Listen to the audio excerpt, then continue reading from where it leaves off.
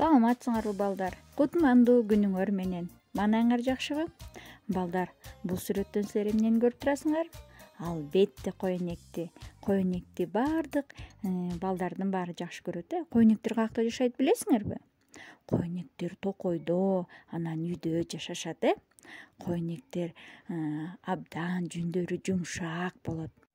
Мен силерге бүгүн ошо койнектер жөнүндө мактанчаак коен деген жомокту айтып берем. Илгери өткөн заманда токойдо бир мактанчаак коен болот экен. Ал бир күнү бөжөктөрдүн баарын чогултуп алып мынтип мактанат экен.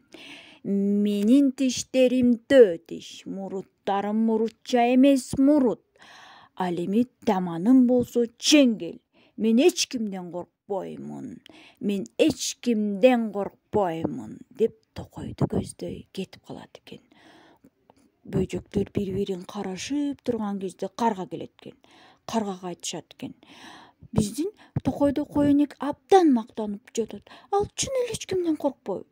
Карга каякта жүрөт деп учуп баягы койнекти издеп жөнөйт. Кар, кана мактанган коян сенсиңби? Кана дагы мактанчы, сен эч кимден коркпойсуңбу? Деп чокулап кирет экен. Баягы коен ой, экинчи мактанбаймын, ой деп эптеп кутулат экен. Күндөрдүн биринде карга жерде конуп отурса, капысынан ит келип талап кирет экен.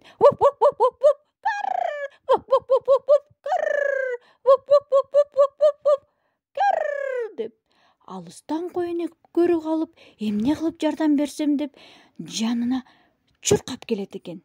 Баягы ит койнекти көрө калып, карганы тыштап коюп, койнекти куалап жөнөйт экен. Койнек тызылдаган боюнча күчүккө жеткизбей кетет экен. Деп баягы күчүк жетпей калат экен. Койнек эптеп чарчап келип бир жерде турса, жанына карга келет экен. Азаматсың, сен мындан кийин мактанчаак, көйрөң эмес, эр жүрөк койнексиң. Кар деп ошондон кийин карга менен койнек достошкон экен. Жомок жактыбы балдар силерге? Жомоктогу каармандарды атап, анан үндөрүн туурап мага айтып бергиле. Саламатта калгыла.